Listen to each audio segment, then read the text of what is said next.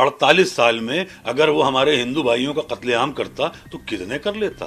رہ جاتے ہمارے ہندو بھائی. شاید یہ ظرف ہے ہمارا جو خاموش ہوں اب تک، ورنہ تو تیرے عیب بھی معلوم ہے سارے، اور ہر جرم میری ذات سے منسوب ہے اتنا کہ اب میرے سوا شہر میں معصوم ہے سارے. صرف ہم ہی نشانہ بنتے ہیں. ہم تو کچھ بھی کرنے برے ہیں. 48 سال حکومت کی ہے اورنگزیب نے.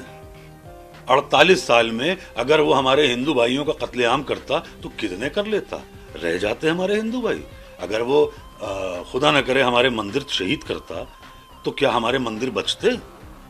48 سال میں یہاں 10 سال کی حکومت نہیں ہے، کتنی جگہ بلڈوزر چل گیا. اسے 48 سال کا وقت ملا تھا. تب نہ آپ تھے نہ سوشل میڈیا تھی. وہ جو چاہتا کر لیتا، نام و نشان مٹ جاتا اگر وہ اتنا آتنکی ہوتا تو.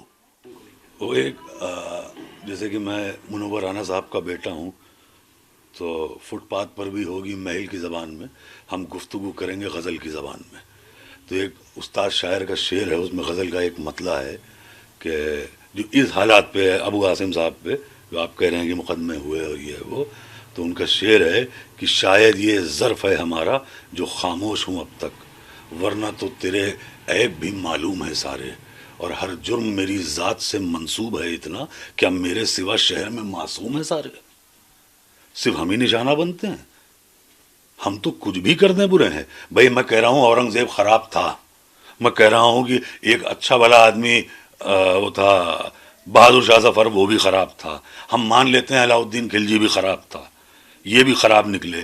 بعد میں یہ جو اور بھی لوگ آ گئے سب خراب. ہمارے مافیا بدماش جو نکلے، جو ان کو جتاتی رہی پبلک، وہ آج آسانی سے گھوم رہی ہے، سب خراب.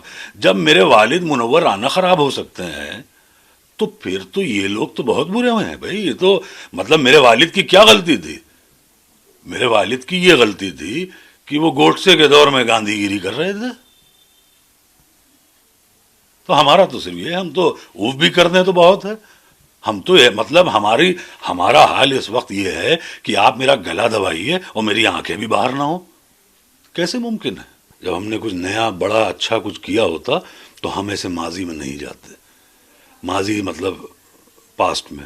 اردو کی بات آ گئی تو اب جیسے بھی ہمارے ہاں کہا گیا کہ اردو زبان خراب ہے.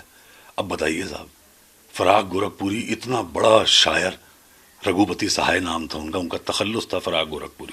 میں آپ کو بہت دلچسپ واقعہ بتا دوں کہ فراق صاحب کی بیٹی کے لیے رشتہ دیکھنے کچھ لوگ آئے. تو جو لڑکے والے آئے انہوں نے کہا کہ وہ تو فراق صاحب سے، ان کا تلفظ بہت خراب تھا، مطلب پروننسیشن. تو وہ فراق صاحب سے کہنے لگے، لڑکے کے باپ ان کے والد، کہ اچھا تو آپ شاعر ہیں؟ تو فراق صاحب نے انہوں نے دیکھا، کہنے لگے تو آپ کب سے شاعری کر رہے ہیں؟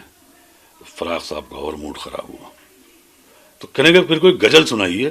فراق صاحب کہنے لگے سنیے، آپ کا رشتہ آپ کے لڑکے کا میری لڑکی سے ہو یا نہ ہو، لیکن میں اور دیر آپ کو اپنے کان میں پیشاب نہیں کرنے دوں گا. فراق صاحب کہتے تھے، پروفیسر تھے رگھوپتی سہائے فراق گورکھپوری. فراق صاحب کہتے تھے کہ اردو اس لیے پڑھ لو کہ اگر کل کو افسر بن جاؤ تو افسر معلوم بھی دو. تو یہ تھی اردو زبان. اور رہی بات یہ جو اتہاس اور پاسٹ، یہ دیکھیں یہ دوہرا ماپدنڈ ہے.